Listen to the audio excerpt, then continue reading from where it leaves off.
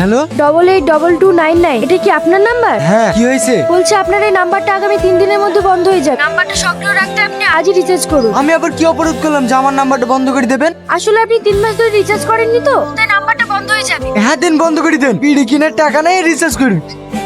Hello sir, কালকে আপনাকে phone করেছিলাম রিচার্জের জন্য। আপনি এখনো পর্যন্ত রিচার্জ করেননি কেন? আপনাকে আমি কতবার করে বলবো আমি কাজকর্ম করিনি, কাছে টাকা পয়সা নেই। আর এমনি তো আমি কাউকে ফোন করিনি, আর আমাকে ফোন করার মতো কেউ নেই। দেন সিম বন্ধ করে দেন।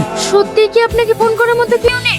না নেই, আমার বন্ধু বান্ধব গার্লফ্রেন্ড বয়ফ্রেন্ড কেউ নেই। তোমার যদি অতই দরদ লাগে তুমি রিচার্জটা করে দাও না। যত সব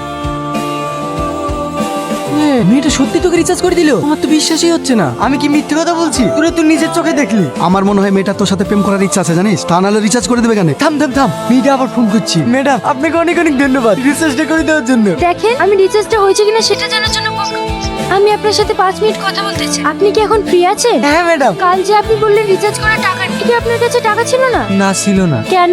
আমি কাজ কাম করিনি, সারাদিনই ঘুরি বেড়াই। টাকা কোথায় পাবো? বেকার ঘুরে বেড়ান কেন? কোনো কাজ করতে পারেন না? ও কাজ টাজ করতে ভালো লাগে না। আপনার বাবা খেটে খাচ্ছে বলে আপনার কিছু মনে হচ্ছে না। আপনি যদি আমার জায়গায় থাকতেন তাহলে বুঝতে পারতেন। আপনার জায়গায় থাকলে তো আমি রিল্যাক্স করে বেড়াতাম। আপনি তো কোটিপতি। আপনি ভুল ভাবছেন। আমি একটা গরিব ঘরের, মাটা অনেকদিন আগেই মারা গেছে। বাড়িতে বাবা অসুস্থ, সংসারের সমস্ত দায়িত্বই আমার কাছে। সারা মাস কাজ করে মাত্র 8,000 টাকা মাইনে পাই, তার মধ্যে 5,000 টাকায় বাবার ওষুধ কিনতে চলে যায়। তাহলে আপনিই বলুন, আমি একজন মেয়ে হয়ে যদি এত কষ্ট করে সংসার চালাতে পারি, তাহলে আপনি একজন ছেলে হয়ে কেন পারবেন? চুপ করে আছেন যে? একটা কথা মনে রাখবেন, টাকা ছাড়া এই দুনিয়াতে মানুষের কোনো সম্মান নেই। যখন আপনার কাছে টাকা থাকবে তখন সবাই আপনার কাছে থাকবে। তাই টাকা উপার্জন করা শিখুন।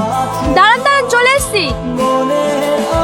তুই নাকি একবার ফোন করি। হ্যালো, আমি রাহুল বলছি। আমি আপনাকে কিভাবে সাহায্য করতে পারি? বলছিলাম ওখানে তুহিনে নামে একটা মেয়ে কাজ করে, ওকে ফোনটা দেন না। এটা একটা প্রফেশনাল লাইন, এখানে আপনি কারোর সঙ্গে পার্সোনাল ভাবে কথা বলতে পারেন। আপনার কোনো দরকার থাকলে বলুন, আমি হেল্প করছি। না না ঠিক আছে, রাখছি।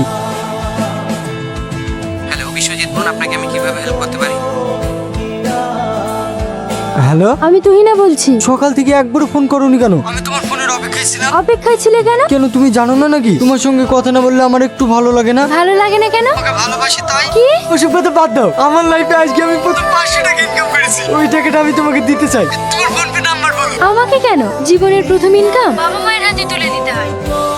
তুই না, এটা কি প্রেম করার জায়গা? তোকে এখানে রাখা হয়েছে কাজটার প্রবলেম জেনে সেটা সলভ করার জন্য, তার সাথে প্রেম করার জন্য না। না মানে স্যার, চুপ করো তুমি। আমি কয়েকদিন ধরে লক্ষ্য করে দেখছি তুমি একই নম্বরে বারবার ফোন করে 2-3 ঘন্টা ধরে কথা বলছো। তাই তোমাকে আমি আর এখানে রাখতে চাই না। না স্যার এরকম করবেন না। আপনি তো সবই জানেন, আমার বাড়িতে অসুস্থ বাবা, চাকরিটা চলে গেলে আমি খুব সমস্যায় পড়ে যাব। সেটা তোমার আগে ভাবা দরকার ছিল। তুমি এই মুহূর্তে এখান থেকে বেরিয়ে যাও।